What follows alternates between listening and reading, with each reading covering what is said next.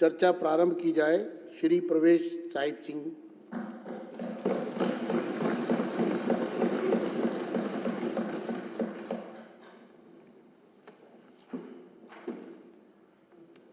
मैं आपका धन्यवाद करता हूं अध्यक्ष जी कि आपने माननीय एलजी साहब के अभिभाषण पर मुझे चर्चा करने के लिए बुलाया है। और मैं सबसे पहले एलजी साहब का भी धन्यवाद करता हूं कि उन्होंने हमारा मार्गदर्शन किया और यहाँ दिल्ली की समस्याओं को रखा और दिल्ली के समस्याओं का समाधान के लिए भी उन्होंने अपनी बात को रखा। मैं आज सबसे पहले आज की चर्चा की शुरुआत में हमारे भारत के यशस्वी प्रधानमंत्री आदरणीय नरेंद्र मोदी जी का भी धन्यवाद करता हूं। दिल्ली की जनता का भी बहुत बहुत धन्यवाद करता हूं कि उन्होंने इतनी उम्मीदों के साथ में इस बार 8 तारीख को कमल खिलाया। भारत इस दुनिया की सबसे पुरानी और महान सभ्यता है। भारत हमेशा मानवता के इतिहास का केंद्र बिंदु रहा है और दिल्ली उस महान सभ्यता की एक महान राजधानी है। अध्यक्ष जी, दिल्ली केवल एक शहर ही नहीं है, दिल्ली एक मिनी इंडिया है। ऐसे ही देश की कोई जिला नहीं होगा जहां के लोग यहां पर नहीं रहते हैं। दिल्ली भारत की एकता का प्रतीक है। देश की सारी संस्कृति यहां पर दिखाई देती है, देश का सारा व्यंजन यहां पर मिलता है, देश की सारी भाषाएं यहां पर मिलती हैं, देश के सभी त्योहार यहां पर मनाए जाते हैं। मैं अगर कहूं तो गलत नहीं होगा कि दिल्ली देश की आत्मा है और दिल्ली का विकास करना यह हमारा संकल्प है।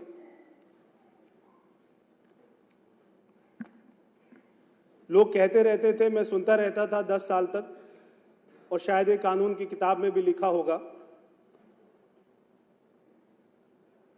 दिल्ली को पूर्ण राज्य का दर्जा प्राप्त नहीं है। मैं समझता हूं दिल्ली अगर पूर्ण राज्य नहीं है मगर दिल्ली महत्वपूर्ण राज्य है और दिल्ली को हम हमारे प्रधानमंत्री जी के नेतृत्व में, हमारी मुख्यमंत्री जी के नेतृत्व में दिल्ली को संपूर्ण राज्य बनाएंगे, संपूर्ण विकसित राज्य बनाएंगे।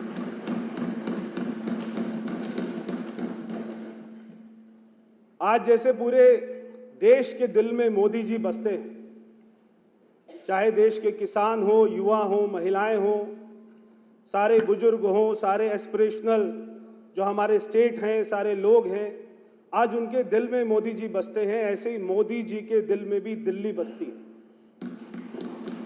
मोदी जी पिछले 10 साल से दिल्ली में रहते हैं।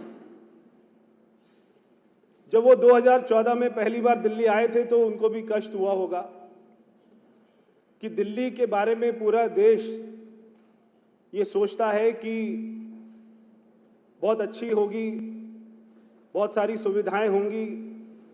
जब लोग यहां पर आके देखते हैं दिल्ली की हालत कि जिन लोगों ने यहां पर राज किया है, क्या उन्होंने दिल्ली की दुर्दशा को बना दिया है। 8 तारीख को दिल्ली के लोगों ने यह तय कर दिया कि दिल्ली के शहर के लोगों में केवल विकास बसता है, उनकी रगों में केवल विकास दौड़ता है। ये दिल्ली के लोगों ने तय कर दिया। जब भी विकास की बात होती है तो देश के लोगों को केवल मोदी जी का नाम याद आता है। मोदी जी केवल प्रधानमंत्री ही नहीं है, वो एक संकल्प है, वो एक विश्वास है, वो वह शक्ति है जो हर हमारी आपदा को, हर हमारी चुनौती को अवसर में बदल देते हैं, एक अपॉर्चुनिटी में बदल देते हैं। वो ऐसी शक्ति है। 8 तारीख को कमल खिला, 8 तारीख को एक नए सूरज का उदय हुआ है। हम यहां पे ट्रेजरी बेंच पर बैठे हैं, इसके लिए बहुत लंबा संघर्ष किया है। हमारे कार्यकर्ताओं ने, सारी दिल्ली की जनता ने बहुत ही लंबा संघर्ष किया है। और जब ये संघर्ष करते थे, मैं हमेशा सोचता था, मेरे को फैज साहब की 2 पंक्तियां याद आती हैं, दिल ना उम्मीद नहीं नाकाम ही तो है, दिल ना उम्मीद नहीं नाकाम ही तो है, माना लंबी है गम की शाम मगर शाम ही तो है। हमने 27 साल इंतजार किया, 27 साल के बाद में हमको ये मौका मिला है। दिल्ली में केवल कमल ही नहीं खिला, दिल्ली में एक नया सूरज निकला है। ये सरकार अनगिनत लोगों के परिश्रम का परिणाम है। ये सरकार हमारे प्रधानमंत्री के सुशासन का और उनके दृढ़ संकल्प का नतीजा है। ये सरकार पार्टी के वरिष्ठ नेताओं की मेहनत का फल है। ये सरकार बीजेपी के लाखों कार्यकर्ता हैं, उनके खून पसीनों का नतीजा है। ये सरकार आरएसएस के विचारों और मार्गदर्शन का नतीजा है। ये सरकार हमारी प्रतिबद्धता और हमारे समर्पण का नतीजा है। आदरणीय अध्यक्ष जी, दिल्ली की समस्या केवल दिल्ली की समस्या नहीं हो सकती है। दिल्ली की समस्या देश की समस्या है, क्योंकि दिल्ली में यहां पर पार्लियामेंट भी है, यहां पर राष्ट्रपति महोदय जी का निवास भी है, यहां पर उपराष्ट्रपति महोदय जी का भी निवास है, यहां पर सुप्रीम कोर्ट भी है, आर्मी हेडक्वार्टर भी है, यहां पे सीबीआई हेडक्वार्टर भी है, यहां पे इलेक्शन कमीशन भी है, यहां पर सारी एम्बेसीज भी हैं, नीति आयोग भी है, ना जाने कितनी कॉन्स्टिट्यूशनल बॉडीज यहां पे दिल्ली में रहती हैं। इसलिए दिल्ली को हमको दुनिया की सर्वश्रेष्ठ राजधानियों में उसमें शामिल करना, इसलिए दिल्ली की समस्या केवल दिल्ली की समस्या नहीं है, दिल्ली की समस्या देश की समस्या है।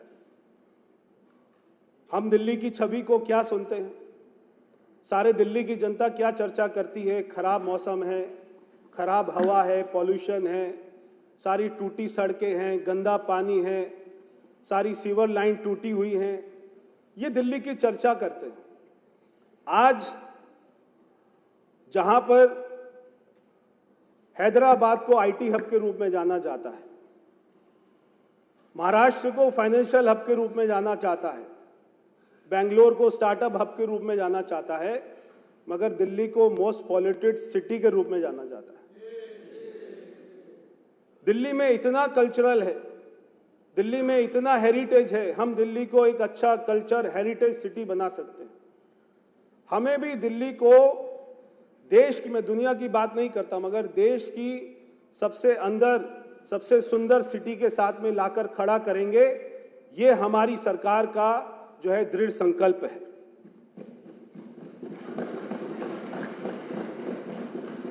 अध्यक्ष जी, दिल्ली का अपमान वो भी केवल दिल्ली का अपमान नहीं है, वो भी देश का अपमान है। अगर दिल्ली में कोई भ्रष्टाचार करता है तो उसकी छवि पूरे देश में जाती है। अगर दिल्ली का मुख्यमंत्री अगर वो जेल में जाता है तो केवल दिल्ली की नहीं, सारी दुनिया के अखबारों में छपता है कि भारत की राजधानी का मुख्यमंत्री जेल में गया है। सारी कैबिनेट एक एक कर जेल में जाती रही। यहां पर बोर्ड लगते थे चुनाव में, दिल्ली में फिर लाएंगे केजरीवाल, और वहीं तिहाड़ जेल के बाहर में भी बोर्ड लगता था, फिर आएंगे केजरीवाल। वो दिन दूर नहीं है, मगर इससे दिल्ली की सुंदरता को कोई अच्छी बात नहीं, इससे कोई चार चांद नहीं लगे। जो लोग दिल्ली का यहां पे ईमानदारी का ठेकेदार बनकर आए थे, जो अन्ना आंदोलन में ईमानदारी की यहां पे ताल ठोक कर आए थे, आज वही लोग तिहाड़ में जाते हैं, उनकी पूरी कैबिनेट तिहाड़ में जाती है। ऐसी जो यहां पर सरकार चली है, उससे दिल्ली की जो हमारी दिशा थी, हमारी दशा थी, हमारा नाम था, उसमें बहुत ज्यादा हमको झटका लगा है। वो कहते थे दिल्ली को पेरिस बनाएंगे, हम ऐसा नहीं कहते हैं। हम कहते हैं दिल्ली को धर्मराज युधिष्ठिर का इंद्रप्रस्थ बनाएंगे।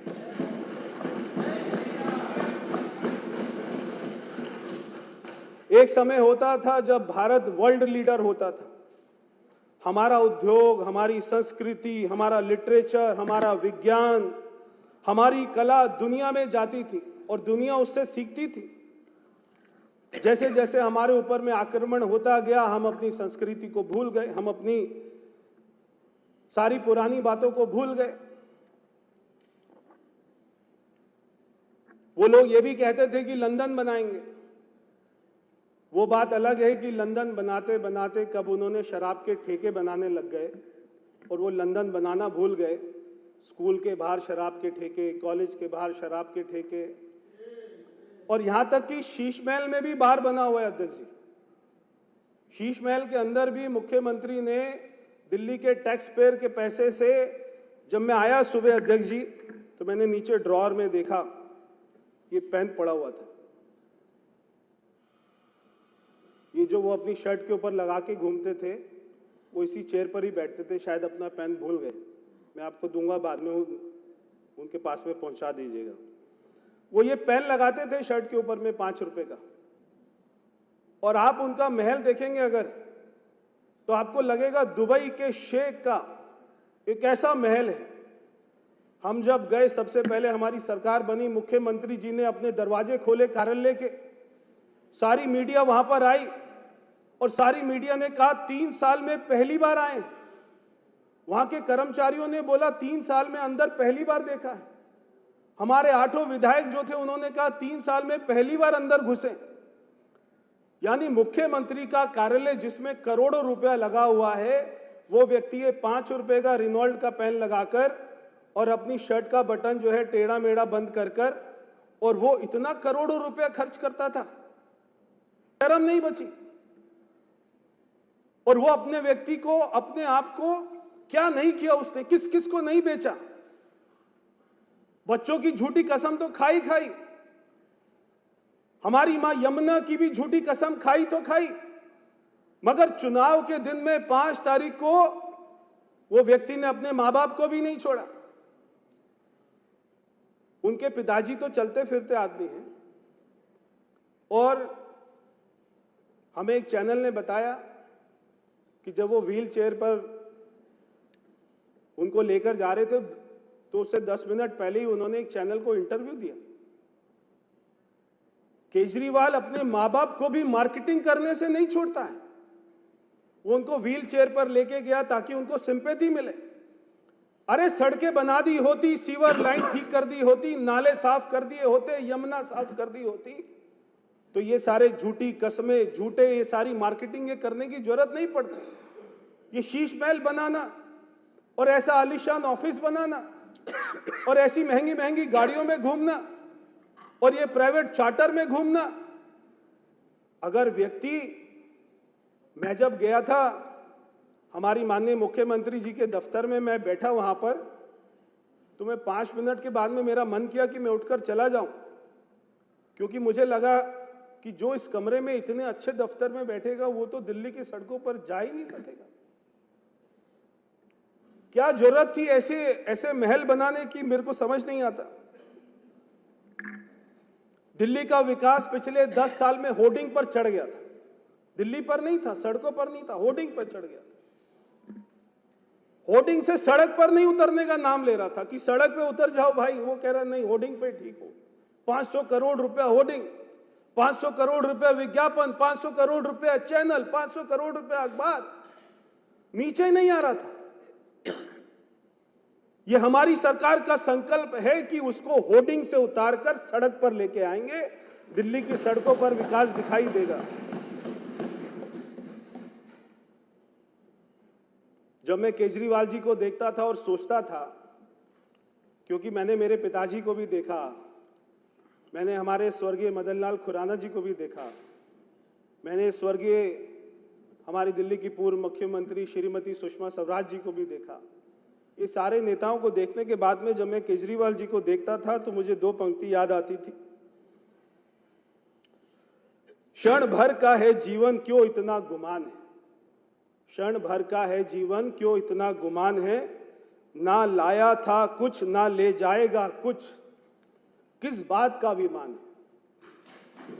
क्या अभिमान था, आप आए थे दिल्ली की जनता की सेवा करने, सेवा करते, काम करते। दिल्ली के लोगों के सारे कोविड चल रहा था तो कोविड में कहीं नहीं जाना, दिल्ली के लोग मर रहे थे, कहीं नहीं जाना, अपने शीश महल में बैठे रहना।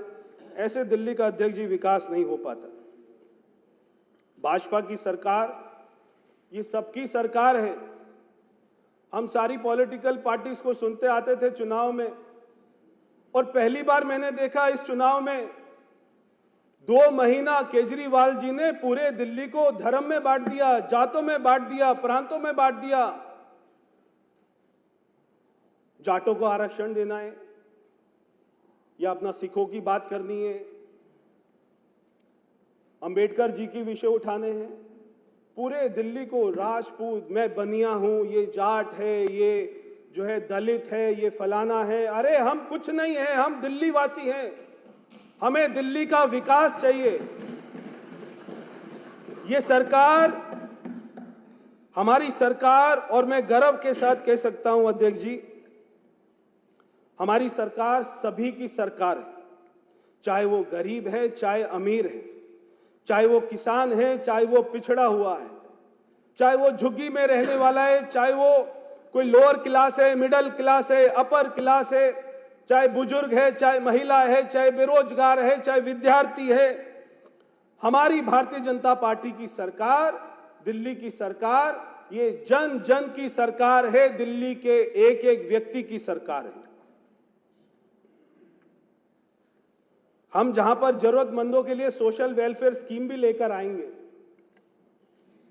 उसी के साथ साथ एस्पिरेशनल दिल्ली के लिए हम बहुत सारी योजनाएं भी लेकर आएंगे।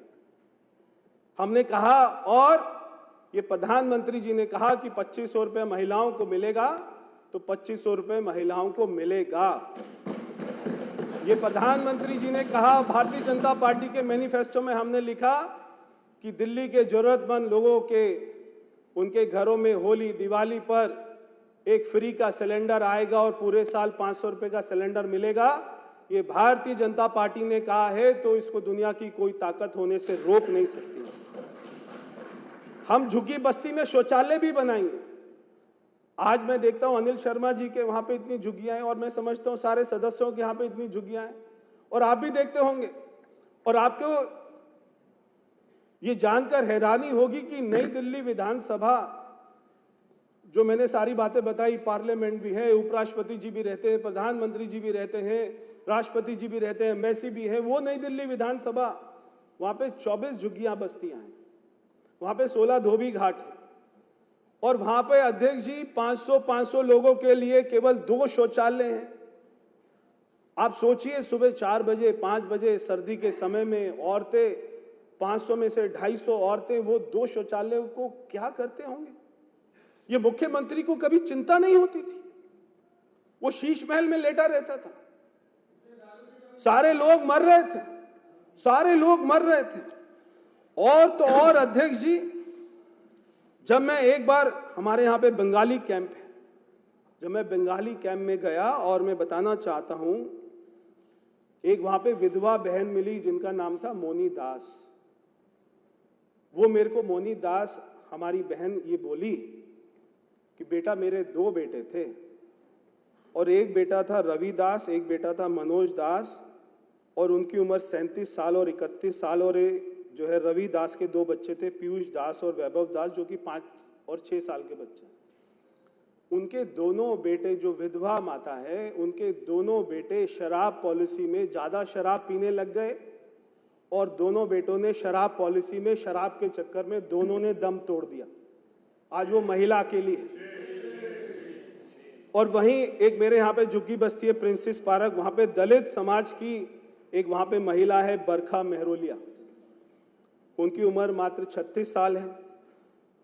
हस्बैंड थे संदीप मेहरोलिया, 39 साल के, 2 बच्चे हैं, 14 साल 12 साल के। वो भी, उन्होंने भी शराब इतनी पी, क्योंकि अरविंद केजरीवाल कह रहा था मैं नौकरी नहीं दूंगा, मैं काम नहीं करूंगा, शराब पियो, 1 बोतल के बदले में 1 बोतल दो, और उसका पति भी मर गया।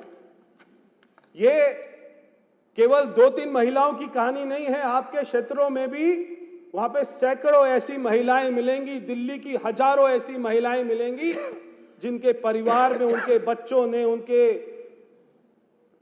बाप ने, उनके हस्बैंड ने दम तोड़ दिया शराब पी पी कर, केवल अरविंद केजरीवाल की पॉलिसी के चक्कर में। इसलिए हमारी सरकार कहती है कि अगर हम सारी झुग्गी बस्तियों में शौचालय भी बनाएंगे तो दिल्ली में मेट्रो का विस्तार भी करेंगे। हम हमारी संस्कृति को मजबूत करेंगे। कल मुझे बहुत अच्छा लगा, कुछ हमारे सदस्यों ने अपने अपने क्षेत्रों का नाम बदलने की बात करी। बहुत अच्छी बात है। ये नाम बदलना कोई विकास नहीं रोकता है। ये नाम बदलना हमारी संस्कृति को वापस लेकर आता है। हमारी संस्कृति जो देश में अतिक्रमण करने वाले मुगलों ने अपने पैरों से रौंद दी थी, उसको भी वापस लेकर आता है। नाम बिल्कुल बदलेंगे, मगर नाम के साथ में काम भी करेंगे। हम अपनी संस्कृति को भी मजबूत करेंगे तो अर्थव्यवस्था को भी मजबूत करेंगे।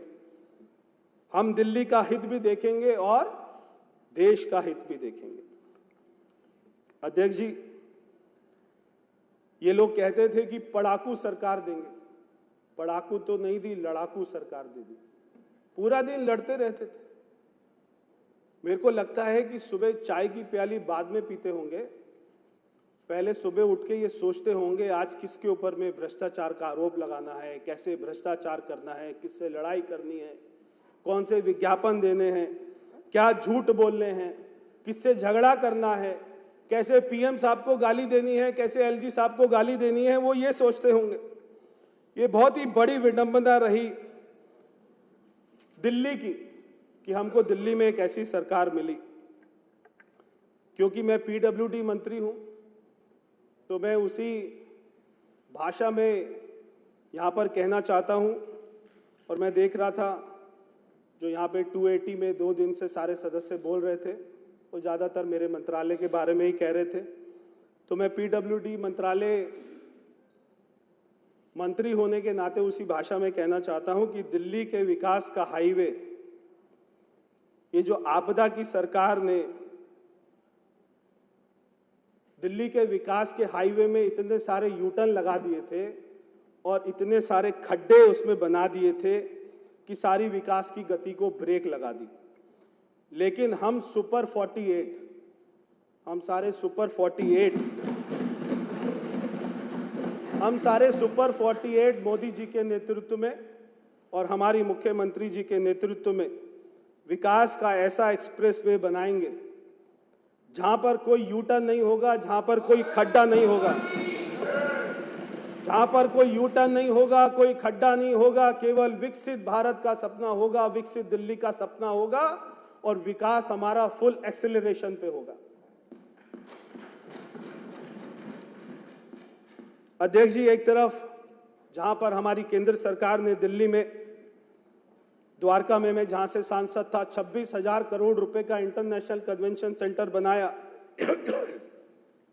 नेशनल वार म्यूजियम बनाया, दिल्ली की लाखों महिलाओं के लिए उज्ज्वला योजना लेकर आए। दिल्ली में आप तो अध्यक्ष जी अच्छी तरीके से जानते होंगे दिल्ली की राजनीति। पिछली कई सरकारें दिल्ली के अनऑथराइज्ड कॉलोनी पे लड़ती रही। शीला दीक्षित जी ने छतरपुर स्टेडियम में झूठे सर्टिफिकेट बांटे थे, मगर जिस दिन प्रधानमंत्री जी ने इस समस्या को समझा, ऐसे सॉल्व कर दिया जैसे कोई समस्या ही नहीं थी। दिल्ली की सारी अनऑथराइज्ड कॉलोनी को एक ही झटके में पीएम उदय योजना में पास कर दिया, सबके मालिकाना हक मिल गए। ये छोटी बात नहीं थी। कल मैंने सुना था मोहन सिंह बिष्ट जी को, वो कह रहे थे कि हमारे उस समय के मुख्यमंत्री डॉक्टर साहिब सिंह वर्मा जी हाई कोर्ट में गए थे जनता का वकील बनकर, और वहां पर उन्होंने दिल्ली की अनऑथराइज्ड कॉलोनी को तोड़फोड़ से बचाया था। वहां पे दिल्ली की जनता के लिए लड़ाई लड़ी थी, मगर जब हमारे प्रधानमंत्री जी ने उनको मालिकाना हक दे दिया, रजिस्ट्री करवा दी, तो जीवन भर के लिए उनके ऊपर से तलवार हट गई। आज वो अपनी चैन की जो है सांस ले सकते हैं। एक तरफ जहां प्रधानमंत्री दिल्ली जी इतनी सौगातें दे रहे हैं दिल्ली को, और वहीं दूसरी तरफ केजरीवाल जी क्या करते थे? शराब घोटाला करते थे, क्लासरूम घोटाला करते थे, मोहल्ला क्लिनिक घोटाला करते थे, और तो और यमुना सफाई घोटाला करते थे, विज्ञापन घोटाला करते थे। मगर ये सारे घोटालों की जांच कराई जाएगी और मुझे लगता है कि केजरीवाल जी इस जन्म में तिहाड़ जेल से तो बाहर नहीं आ पाएंगे। अध्यक्ष जी, साथ ही अभी सुबह भी एक हमारे सदस्य ने यह मामला उठाया था, जैसे 2014 में मोदी सरकार बनी थी और देश में जो राशन कार्ड के नाम पर फर्जी घोटाला चल रहा था, झूठे झूठे नामों के ऊपर में, और ऐसे ही दिल्ली में बांग्लादेशी रोहिंग्या के नामों पर यह अरविंद केजरीवाल की सरकार ने इतने राशन कार्ड बना दिए थे कि दिल्ली पुलिस भी उनको बाहर नहीं कर सकती थी। मैं ये भी यहां पर कहना चाहता हूं कि हमारी सरकार दिल्ली में एक तरफ तो राशन कार्ड नए रूप में बनाएगी, मगर पुराने राशन कार्ड की भी जांच होगी। अगर किसी बांग्लादेशी रोहिंग्या का राशन कार्ड होगा तो उसके ऊपर भी कार्रवाई होगी। अध्यक्ष जी, एक तरफ अरविंद केजरीवाल की सरकार का फोकस था कि उनके शीश महल में अच्छी जकूजी लगे, जिसमें 36 उसमें नल के हो। मगर हमारी सरकार का, भारतीय जनता पार्टी की सरकार का मुख्यमंत्री जी के नेतृत्व में फोकस रहेगा कि हर घर में साफ पानी आए नल से। एक तरफ अरविंद केजरीवाल की सरकार का फोकस था कि दिल्ली में शराब के ठेके खोल दिए जाएं। हमारी सरकार का फोकस होगा कि दिल्ली में हर बेरोजगार को रोजगार मिले। एक तरफ अरविंद केजरीवाल ने अपने शीश महल में गोल्ड प्लेटेड टॉयलेट सीट लगाई। हमारी सरकार का ये फोकस होगा कि हर झुग्गी बस्ती में पर्याप्त मात्रा में शौचालय बने। एक तरफ अरविंद केजरीवाल का फोकस था मोदी जी को गाली दो, एलजी साहब को गाली दो, पुलिस कमिश्नर को गाली दो, सांसदों को गाली दो। हमारी सरकार का फोकस होगा विकास, विकास और विकास। एक तरफ अरविंद केजरीवाल का फोकस था कि विज्ञापनों में फोटो लगवाओ, बड़े बड़े फोटो लगाओ, झूठ बोलो। हमारी सरकार का फोकस होगा कि ऐसे काम करेंगे कि दिल्ली की जनता के दिल में अपनी फोटो लगाएंगे। एक तरफ अरविंद केजरीवाल की सरकार का फोकस था भ्रष्टाचार करना। हमारी सरकार का फोकस होगा सुशासन करना, पारदर्शी सरकार चलाना। अध्यक्ष जी, मैं बस अपनी बात खत्म करूंगा।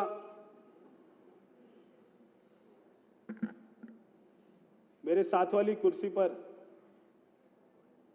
एक इंसान इस सदन में खड़ा होकर वो अपने आप को खुदा मानने का ऐसा दावा करता था और यहां पर कश्मीरी हिंदुओं को गाली देने का काम करता था, और उसके पीछे की कुर्सियों में लोग हंसा करते थे कश्मीरी हिंदुओं की हत्या के ऊपर। और वो कहता था कि कौन है एलजी, क्या है एलजी, कहां से आया एलजी। आज वो हमको संविधान की बातें बता रहे हैं। मैं इसके ऊपर में दो पंक्तियां कहना चाहता हूं। ये दिल्ली इतिहास की वो बिसात है, हिल गया जहां मुगलों का तख्त और मिट गई अंग्रेजों की हुकूमत,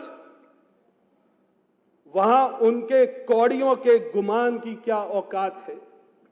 मोदी जी के नेतृत्व में ये दिल्ली फिर चमकेगी, अब बस कुछ समय की बात है।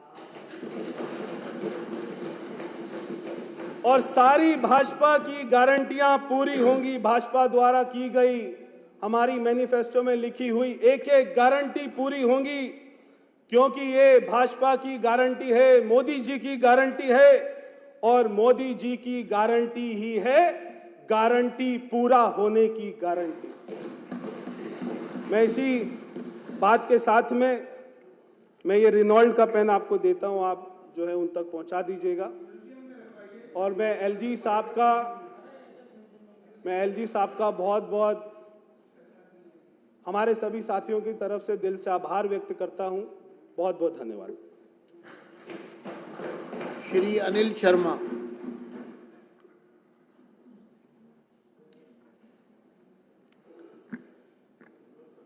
आदरणीय अध्यक्ष जी, आपका बहुत धन्यवाद करना चाहता हूं, जो आपने मुझे माननीय उपराज्यपाल के अभिभाषण पर धन्यवाद प्रस्ताव पे बोलने का जो मौका दिया, उसके लिए मैं आपका आभार प्रकट करता हूं।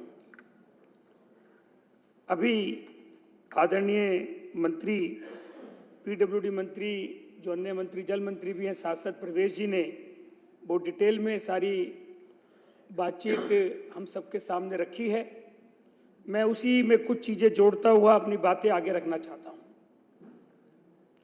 आदरणीय अध्यक्ष जी, जो माननीय उपराज्यपाल साहब ने हमारी सरकार का, हमारी आदरणीय मुख्यमंत्री महोदया का जो आने वाला समय में जो काम होगा, जो माननीय उपराज्यपाल साहब के अभिभाषण में जो चीजें लिखी गई हैं, विकसित दिल्ली, जो अभी तक दिल्ली एक ऐसा शहर है जिसको हम मिनी इंडिया मानते हैं, जिसके अंदर पूरे देश के लोग आके रहते हैं।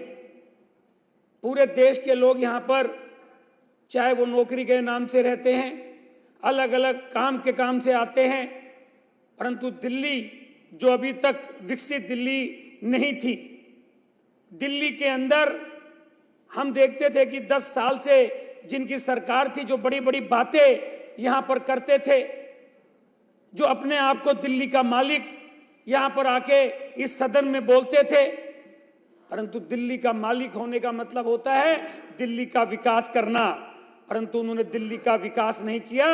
हमारी जो ये सरकार बनी है, हमारी आदरणीय मुख्यमंत्री जी के नेतृत्व में हमारे सभी मंत्रीगण माननीय मोदी जी के दिशा निर्देश पर और पूरे दिल्ली के अंदर विकास और विकास और विकास करेंगे। ये बात मैं दिल्ली की जनता के सामने कहना चाहता हूं। हमारा संकल्प है सबका साथ, सबका विकास, सबका विश्वास और सबका प्रयास। इस एजेंडे पर दिल्ली आगे काम करेगी, दिल्ली चलेगी। परंतु केजरीवाल जी जो पूर्व में मुख्यमंत्री रहे हैं, उन्होंने दिल्ली के लोगों को जब सरकार बनने से पहले उन्होंने एक सपना दिखाया, एक झूठा सपना दिखाया कि मैं इस दिल्ली में अलग राजनीति करूंगा, और वो अलग राजनीति लोगों ने सोचा शायद ये विकास की अलग राजनीति करेंगे, पर उन्होंने अलग राजनीति सच में करी, लोगों के सोचने से उल्टी राजनीति करी। उन्होंने कहा कि मैं जन लोकपाल बिल लाऊंगा। जन लोकपाल बिल तो लाए नहीं, उल्टा सीएजी की रिपोर्ट भी 10 साल तक इस सदन में नहीं रखी। ऐसे मुख्यमंत्री रहे हैं दिल्ली में जो आज तक ना सुने ना देखे गए कहीं। जब वो सीएजी की रिपोर्ट कल पेश हुई, 2 दिन पहले शराब घोटाला सामने आया, भारतीय जनता पार्टी इस मुद्दे को जगह जगह पे उठाती थी, और उस शराब घोटाला इतना बड़ा घोटाला था जो 2000 करोड़ का समझते थे, वो 2000 करोड़ से भी ज्यादा का घोटाला निकला, जिसकी आपने कमेटी बनाने का फैसला किया और 3 महीने में उसकी रिपोर्ट भी सामने आएगी। आज दूसरी रिपोर्ट स्वास्थ्य की यहां पर रखी गई, उसके अंदर भी कितनी अनियमितताएं हैं, कितने ज्यादा घोटाले किए गए हैं, उसकी भी जब जांच होगी, उसके ऊपर भी यहां कमेटी बनेगी और हमारे सभी सदस्यगण सोमवार को उस पर चर्चा करेंगे, तो वो भी दिल्ली की जनता के सामने आएगी। इनको करना ये होता था, एक मोहल्ला क्लिनिक एक इलाके में खुलता था, जिसके अंदर डॉक्टर तो होते नहीं थे, बाहर बड़ी बड़ी फोटो केजरीवाल की होती थी, और मोहल्ला क्लिनिक का बोर्ड होता था। उसका जो अखबार में ऐड आती थी, माननीय अध्यक्ष जी मैं बताना चाहता हूं, वो दिल्ली के अखबारों में ही नहीं, पूरे देश के अखबारों में उसकी ऐड आती थी कि एक मोहल्ला क्लिनिक आज कहीं खुला है। और वो मोहल्ला क्लिनिक के अंदर ना डॉक्टर है ना दवाई। जब कोरोना काल आया तो वो मोहल्ला क्लिनिक कहां बंद हो गए थे? उस मोहल्ला क्लिनिक के अंदर डॉक्टर नहीं था, दवाई नहीं थी, वहां टेस्ट नहीं होते थे, वहां कुछ नहीं होता था। और ये उस टाइम में क्या कर रहा था? मुख्यमंत्री कोरोना काल के अंदर इसका फर्ज बनता था, दिल्ली का मालिक अपने आप को कहने वाला, इसका फर्ज बनता था कि दिल्ली की जनता को अस्पतालों में दिखाने का इलाज करे, लोगों को खाने की व्यवस्था करे, परंतु इसने हाथ खड़े कर दिए। इसने कहा कि मैं दिल्ली की कोई सेवा नहीं कर सकता, मेरे हाथ में कुछ चीजें नहीं है। अरे जब तेरे हाथ में नहीं है तो दिल्ली का मालिक का दावा करता था, और वो अपने घर में शीश महल बनाने का काम करने लगा। शराब घोटाले का काम करने लगा। शराब की पॉलिसी अगर कहीं बनी है तो यह कोरोना काल में बनी है। इस बात का दुख पूरे दिल्ली की जनता को है और वही दुख इस दिल्ली की जनता ने अभी वोट के माध्यम से दिखाया और इनको 62 से 22 कर दिया। अध्यक्ष जी, मैं ये बताना चाहता हूं आपको। साथ ही ये ऐसा धोखेबाज व्यक्ति है जिसने अन्ना हजारे को धोखा दिया, जिसने अपने घर में अपनी सांसद को स्वाति मालीवाल जी को पिटवाया, अपने ही पीए से पिटवाया।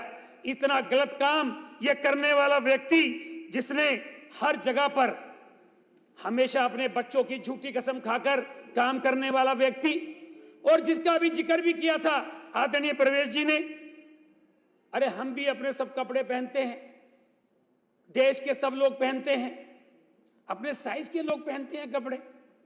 वो जानबूझ के, अध्यक्ष जी मैं कहना चाहता हूं, वो कपड़ा 40 की अगर शर्ट है तो 44 की शर्ट पहनता था, जिससे लोगों को लगे कि ये शायद इसके पास नहीं होगी, गरीब है। अरे तूने जब शीश महल बनाया, जो शीश महल का पर्दाफाश भारतीय जनता पार्टी ने किया, और तेरे शराब घोटाले में जो करोड़ों रुपए तूने खाए, वो शर्ट भी चली गई और सब चीजें दिल्ली की जनता ने अलग कर दी।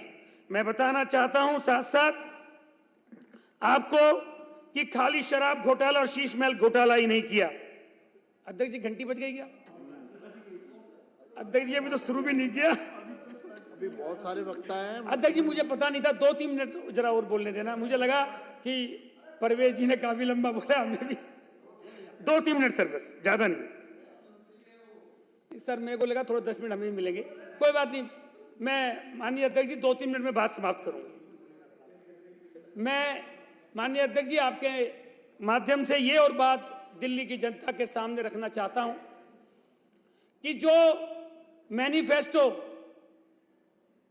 भारतीय जनता पार्टी ने दिया है, जो माननीय उपराज्यपाल साहब ने जिसका जिक्र किया है, हमारी माननीय मुख्यमंत्री जी जो अभी सदन में यहां पर बोलेंगी भी, और जो उन्होंने संकल्प भी लिया है मीडिया के सामने, आने वाले समय में चाहे वो 2500 रुपए की बात हो, चाहे पहली कैबिनेट के अंदर आयुष्मान योजना पास करने की बात हो, जो हमने वादा किया था, हर गरीब व्यक्ति को फ्री में इलाज मिलेगा। मैं बधाई देना चाहता हूं अपनी नई सरकार को, आते ही उन्होंने उस वादे को पूरा किया है और हर व्यक्ति को 10 लाख रुपए का फ्री का इलाज मिलेगा। यह बहुत बड़ा काम किया है। साथ ही जो अटल कैंटीन का वादा किया है हर झुग्गी बस्ती के अंदर, वो भी जरूर पूरा करेंगे और हर वहां पर गरीब व्यक्ति को 5 रुपए में खाना भी मिलेगा, गैस का सिलेंडर भी फ्री मिलेगा।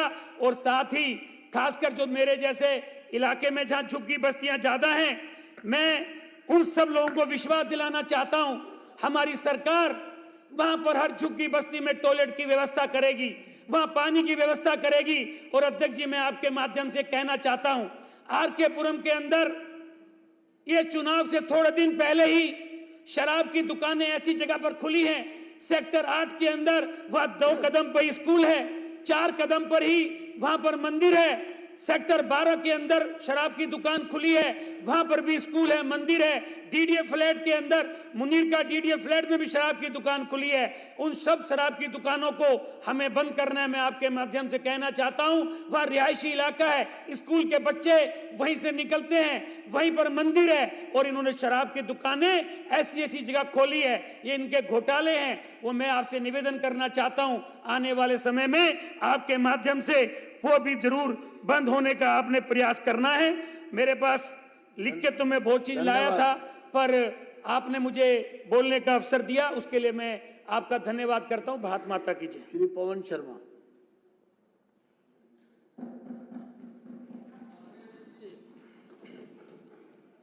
आदरणीय अध्यक्ष जी, उपराज्यपाल जी के भाषण पर आपने मुझे बोलने का मौका दिया, मैं आपका हृदय की गहराइयों से अभिनंदन करता हूं। आज दिल्ली से चुनौती से गुजर रही है।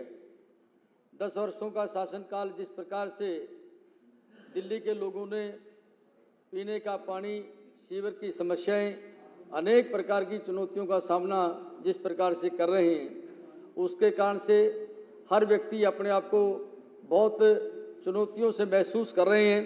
लेकिन हम लोगों का सौभाग्य है कि हमारे उपराज्यपाल जी के माध्यम से हम लोगों के सामने आने वाले समय का जो रोड मैप रखा गया है, एक आशा और नए विश्वास के साथ में दिल्ली का विकास किस प्रकार से होगा, आदरणीय मुख्यमंत्री के माध्यम से जिन चीज़ों को लेकर उल्लेख किया गया है, दिल्ली के विकास में अनेक प्रकार की योजनाओं को उसके साथ में जोड़ा जाएगा। मैं उनको भी इसमें धन्यवाद करना चाहता हूं। और इस सदन में सभी मेरे मित्रों का, जिन लोगों ने लगातार दिल्ली की इन चुनौतियों को किस प्रकार से पूरा करने का जो संकल्प है, बार बार दोहराने का जो काम किया है। अभी हमारे जो मंत्री पीडब्ल्यू मंत्री बोल रहे थे, मैं उनका भी उल्लेख करना चाहता हूं कि उनके सामने पीडब्ल्यू के साथ साथ में जल की भी एक व्यवस्था का उनके पास में डिपार्टमेंट है, जो दिल्ली के लोगों के साथ बहुत इस समय अनेक प्रकार की कठिनाइयों के और चुनौतियों का सामना करना पड़ रहा है। हर पीने के पानी के साथ में गटर का पानी और उसके साथ में अनेक प्रकार की समस्याओं को लेकर हर व्यक्ति बीमारी की ओर जा रहा है। मैं निवेदन करना चाहता हूं कि आने वाले समय में इस प्रकार की जो परिस्थितियां हैं, उनको आगे लेकर जाने के लिए हम लोगों को अनेक प्रकार की योजनाओं के साथ में आगे बढ़ना पड़ेगा। जो पिछली सरकार के माध्यम से अनेक प्रकार के संकट पैदा किए हैं और उन्होंने अपने आप को अनेक चीज़ों के साथ में जोड़कर हर दिल्ली के काम को रोककर भ्रष्टाचार में अनेक शब्दों के साथ उन्होंने शराब की नीति को बनाकर दिल्ली को स्कूल के साथ में, मंदिर के साथ में, गुरुद्वारा के साथ में उनको नशे में जो खेलने का काम किया है, उसको किस प्रकार से दिल्ली के लोगों को इस नशे से दूर करने का जो काम है, हम सब लोगों को उस दिशा को लेकर जाना पड़ेगा। देश के यशस्वी प्रधानमंत्री आदरणीय नरेंद्र मोदी जी के माध्यम से उन्होंने जिस प्रकार से कहा कि महिलाओं के उत्थान के लिए जिस प्रकार की योजनाएं बनाई हैं, और हमने जिस प्रकार की लोगों के सामने ये गारंटी दी है कि आने वाले समय में जो महिलाएं हैं उन महिलाओं को 2500 रुपये का देने का जो काम है, उसके साथ साथ में हमारे जो बहुत जिनकी उम्र 70 साल है उनको 10 लाख रुपए तक का इलाज करने का जो काम है, ये अति शीघ्रता के साथ में लोगों को देने का जो वचन हम लोगों ने दिया है, उसकी ओर आगे बढ़ने का जो काम है हम लोग इसको करेंगे। हमारी सरकार गरीब से गरीब किसान, मजदूर जितने भी लोग हैं, उन लोगों के साथ में उनके बच्चे अच्छे स्कूलों में पढ़ पाएँ, शिक्षा की अच्छी व्यवस्था हो जाए, पीने का पानी की व्यवस्था हो जाए और सीवर की व्यवस्था हो जाए, सड़कों का निर्माण हो जाए, इन सब चीज़ों को लेकर आगे बढ़ने का काम करेंगे।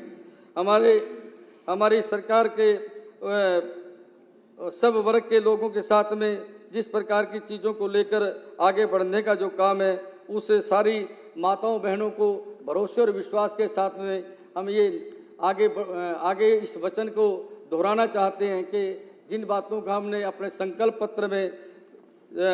पत्र में जिन चीज़ों को दोहराया है, उन सारे चीज़ों को पूरा करने का हम काम करेंगे।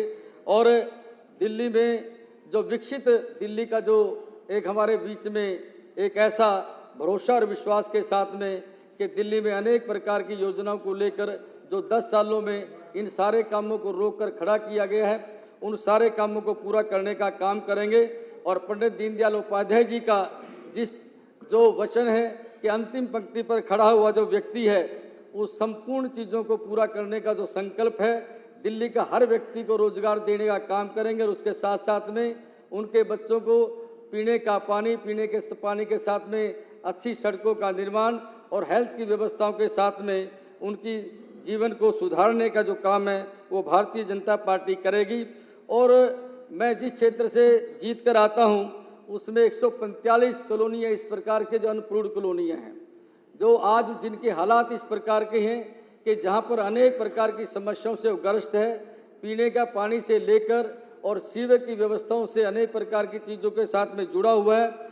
लेकिन जिस प्रकार से उपराज्यपाल साहब ने हम लोगों के सामने आने वाले समय में दिल्ली का किस प्रकार का मॉडल होगा और दिल्ली देश की कितना सुंदर शहर होगा, उस बात का उल्लेख किया है। मैं इस भरोसे के साथ में कह सकता हूं कि हम शीश महल नहीं बनाएंगे। हम आने जो दिल्ली के हमारे नागरिक हैं, उन नागरिकों के बचने का और उन नागरिकों की सेवा करने का और नागरिकों को जो इस प्रकार का आदरणीय प्रधानमंत्री गरीब कल्याण योजना के माध्यम से जो उनको अनाज मिलता है, उसके राशन के कारण से 10 साल से जिस प्रकार के जो लोग वंचित हैं और जिन लोगों को जिनका दिल्ली के साथ में किसी प्रकार का रिश्ता नहीं है, देश के साथ में किसी प्रकार का रिश्ता नहीं है, इन 10 वर्षों में दिल्ली को उन लोगों को लेकर आने का, बसाने का जो काम किया गया है, उन ऐसे सारे लोगों को चिन्हित कर कर मैं सरकार से, आप जिस कुर्सी के ऊपर बैठे हैं, मैं आपसे निवेदन करना चाहता हूं, अध्यक्ष जी, ऐसे लोगों को चिन्हित करना चाहिए सरकार को कि जल्दी से जल्दी उन लोगों की पहचान करनी चाहिए, और जो देश को कमज़ोर करना चाहते हैं ऐसे लोगों को देश से बाहर निकालकर और इस देश में हर नागरिक को सुरक्षा मिलनी चाहिए। इस प्रकार का आपसे निवेदन करना चाहता हूं। हम हर प्रकार से लोगों की सेवा के साथ में इस बात के लिए वचनबद्ध हैं। मैं आपको एक बात कहकर अपनी बात को समाप्त करना चाहता हूं।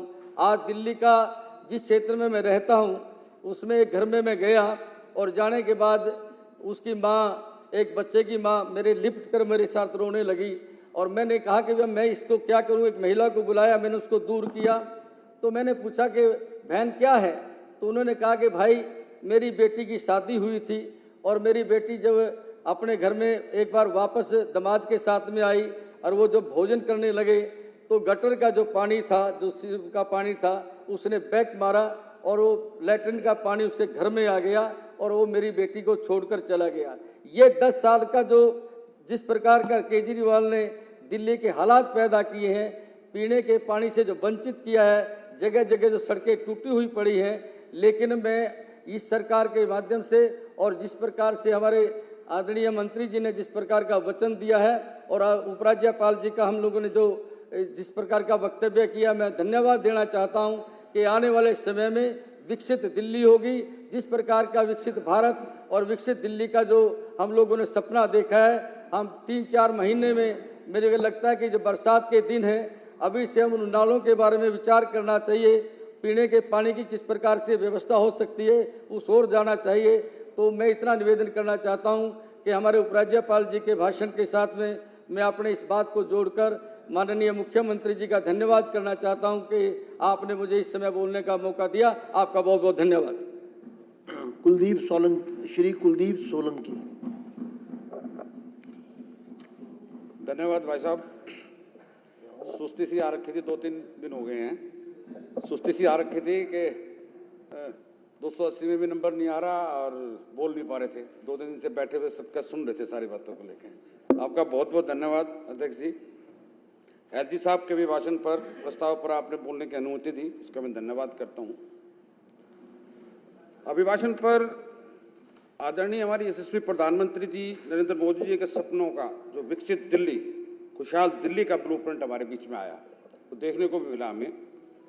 ऐसे ही एलजी साहब ने हमारी पार्टी द्वारा प्रस्तुत संकल्प पत्र विकसित दिल्ली शब्दों का संग्रह नहीं, अपितु भ्रष्टाचार मुक्त दिल्ली बनाने की दिशा में एक अहम कदम है। बहन रेखा गुप्ता जी कुशल नेतृत्व हमारी सरकार की पहली कैबिनेट बैठक में आयुष्मान भारत योजना को लागू करना एक ऐतिहासिक फैसला रहा। सीएजी की रिपोर्ट जो दिल्ली के लोगों को जानकारी मिले, ये सबसे बड़ा फैसला हमारी पार्टी ने लिया, सरकार ने लिया। मैं मुख्यमंत्री जी, रेखा गुप्ता जी, मंत्रिमंडल के सभी सदस्यों को बधाई देता हूं। अध्यक्ष महोदय, अभिभाषण पर स्पष्ट है कि बहन रेखा गुप्ता जी के कुशल नेतृत्व में हमारी सरकार पारदर्शी व जनता के प्रति जवाबदेही वाली सरकार होगी। भ्रष्टाचार के लिए इसमें कोई जगह नहीं होगी।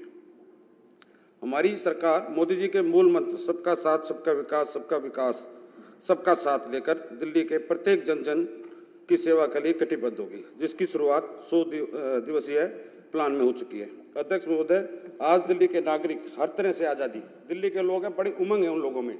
AK-48 की टीम जो कैबिनेट है, उनसे बड़ी उम्मीद भरी देख रहे हैं। ओम प्रकाश जी, अगर उनको आज़ादी मिलने वाली है कूड़े के ढेर से, ये उम्मीद लगा रखी है लोगों ने आप लोगों से। उनको आज़ादी मिलने वाली है गंदे पानी से, उनको आज़ादी मिलने वाली है टूटी सड़कों से, उनको आज़ादी मिलने वाली है प्रदूषण से। हर गरीब माँ बहन को जो प्रोग्राम बनाया है 2500 रुपये महीना हम देंगे, गर्भवती बहन को 2100 रुपये देंगे, उससे बहुत ज़्यादा 21,000 महिला सशक्तिकरण की दिशा में मील का पत्थर साबित होगा। अभिभाषण में जल आपूर्ति, विश्व स्तरीय सड़कें, स्वच्छ, प्रदूषण, दिल्ली बुक, यमुना, जैसे अहम मुद्दों पर दिल्ली की तस्वीर बदलने वाली है। मैं पूरी तरह से संतुष्ट हूँ इस बात से लेके कि हमारा जो ब्लूप्रिंट तैयार हुआ है अब वो दिल्ली के लोगों तक जाएगा। इसके साथ ही मैं एक बात और कहना चाहूँगा, पिछले 10-12 साल से एक कट्टर ईमानदार भ्रष्टाचारी लोग यहाँ बैठे थे, उन्होंने पूरी दिल्ली में किसी को नहीं बख्शा। कोई ऐसा नहीं है कोई किसको उसने ठगा नहीं।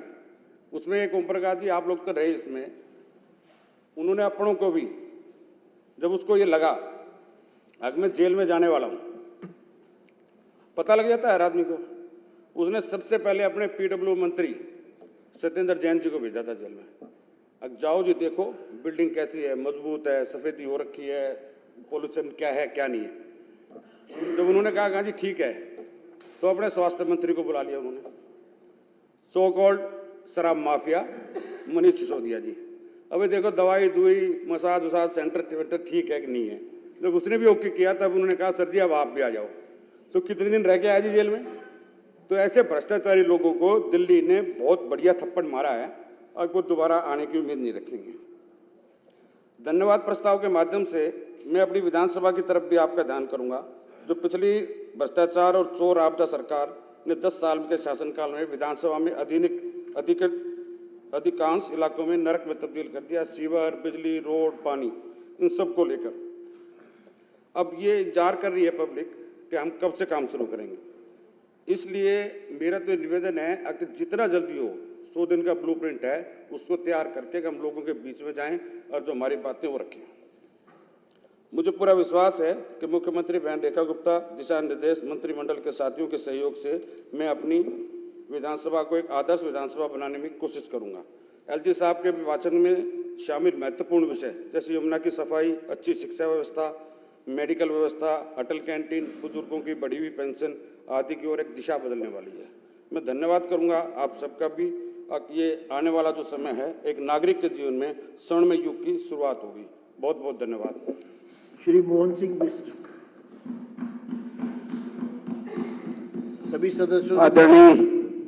सभी सदस्यों से मेरा अनुरोध है कि समय की सीमा का ध्यान रखें और वक्तव्य को समय की सीमा में बांधें, संक्षिप्त रखें। आदरणीय अध्यक्ष जी,